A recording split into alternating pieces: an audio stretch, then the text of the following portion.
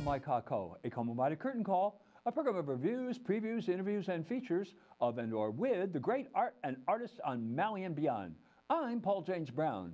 Seabury Hall put on a stylish, faithful, respectfully attenuated production of Shakespeare's As You Like It last Friday, Saturday, and Sunday, which featured two of Shakespeare's most well-known monologues, his Seven Ages and A Fool in the Forest. Marsha Kelly directed this gem, and she also designed the very nice set that was stylish and extremely effective. Because there was only one set, scene changes were basically entrances and exits. Act 1, Orlando Max Mcmanus, the youngest son of the recently deceased Sir Roland de Boys, is treated harshly by his eldest brother Oliver, Mono Brotherton. Bitter and angry, Orlando challenges the court wrestler Charles Richard Hernandez Bustos to a fight. When Oliver learns of the fight, Oliver tells Charles to injure Orlando if possible. Duke Frederick Pokaikilani Davis Colorado has recently deposed his brother, Duke Sr., Eliana Moore, as head of the court, but he allowed Sr.'s daughter, Rosalind Kaiki McMillan, to remain. Her best friend is the new Duke's daughter, Celia Ruby Mackey. Rosalind is in love with Orlando, and after he bests Charles in a wrestling match, she gives Orlando a chain to wear. In turn, he is overcome with love. Act 2, Orlando learns of his brother's plot against him and flees to the Forest of Arden. Duke Frederick banishes Rosalind. She also seeks refuge in the Forest of Arden with Celia. They both take new identities, Rosalind as young man Ganymede and Celia as his shepherdess sister Aliena, along with Touchstone Colm McManus. The Court Fool. Act 3, they come upon Silvius, Sean Cortez, a lovesick shepherd. He loves Phoebe, Liana Santos, a scornful shepherdess.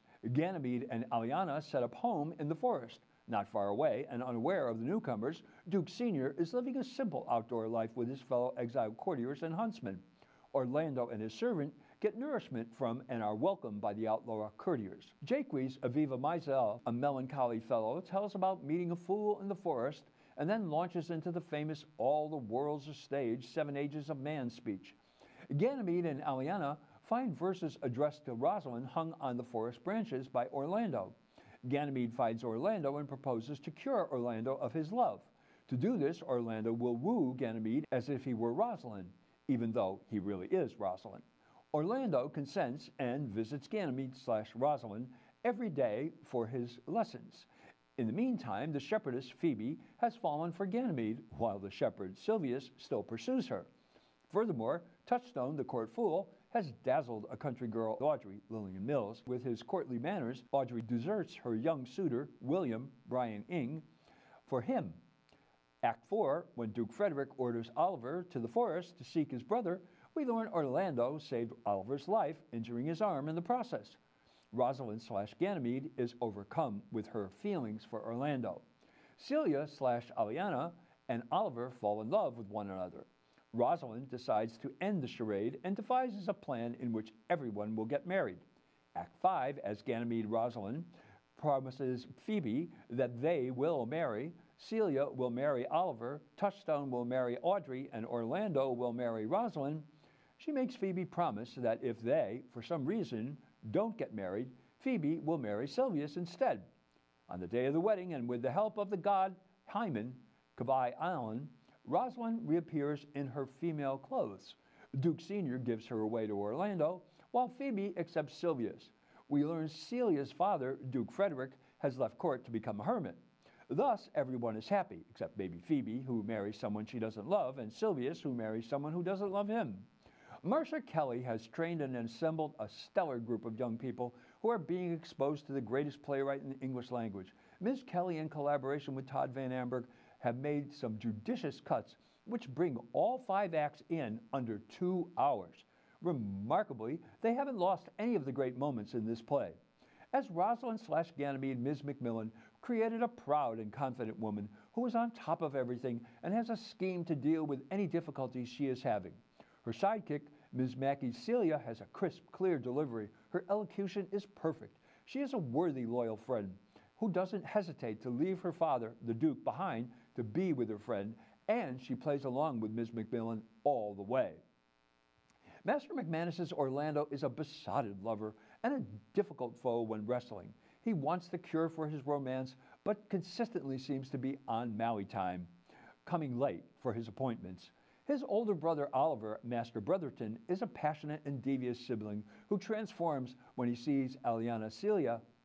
The fool is a traditional character in Shakespeare and often is one of the wisest of all characters. In this play, he acts as a foil to Celia and Rosalind, and he falls in love with Audrey, a shepherdess. Master McManus morphs in Ms. Mill's presence into an erudite Svengali. Jaques delivers both of these well-known speeches, A Fool in the Forest and All the World's a Stage, in a low-key, matter-of-fact manner. Like these words are not a big deal. It is an interesting choice. Master Cortez plays the desperation of Silvius in a very pronounced manner. He knows desperation and how to play it. When he triumphs in the end, we are all rooting for him. The apple of his eye, Ms. Santos' Phoebe, is clearly more taken with Ganymede than Silvius. Her scenes demonstrate her antipathy toward him, and she milks the seduction scenes with Ganymede for all their comic value, and we love them. Ms. Santos was very comfortable in Phoebe's skin, and she created a thoroughly credible character. There are 23 characters in this show, and besides the characters I mentioned, everyone contributed mightily to the success of this show. They should all be proud to have been a part of it. The play was set in 1958, and Andre Morissette, the costume designer, did excellent work finding the right garb to bring out the stylized period. Seabury shows always look great. Kudos go to Peter Della Croce for the sound design. Rather than actors wearing wireless mics, Mr. Della Croce placed 3 microphones downstage, thus freeing the actors vocally while providing the audience with the amplification they needed. Another aspect of the period was the music. Ms. Kelly used music from the 50s strategically and to fine effect. We heard excerpts from Love Me Tender, You Ain't Nothing But a Hound Dog, Wake Up Little Susie, The Twist, and The Lion Sleeps Tonight. What fun! Ms. Kelly didn't only direct this gem, but she was the set designer as well. It was a simple yet elegant depiction of the settings and worked for all the play's needs.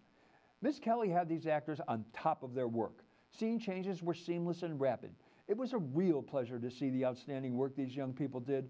I look forward to their next endeavor. Well, that's Curtain Call for this week. Thanks for tuning in. I'm Paul James Brown. Ahui ho!